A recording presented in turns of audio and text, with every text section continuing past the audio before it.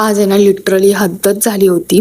त्यांनी मला आज धमकीच दिली होती, की "तू जर आज धुरंधर 1 नाही बघितलास ना, तर मी एकटाच जाऊन मूव्ही बघून येईन." Hello everyone, good morning. Welcome to my mini blog. So ह्यांची ही धमकी ऐकून मी लगेच सगळी कामं वगैरे आवरली आणि पहिला धुरंधर 1 बघायला घेतला. राहिलेला पार्ट तर मी कारमध्येच बघितला, पण धुरंधर 1 बघितल्यानंतरची एक्साइटमेंट माझी खूप जास्त वाढली होती. मला असं झालं होतं, की पहिला जाऊन आपण मूव्ही बघूयात धुरंधर 2 आणि आम्ही फायनली तिकडे पोहोचलो होतो. आम्ही तिकीट्स वगैरे तिकडेच जाऊन बुक केलं होतं आणि तुम्ही ही एंट्री बघा.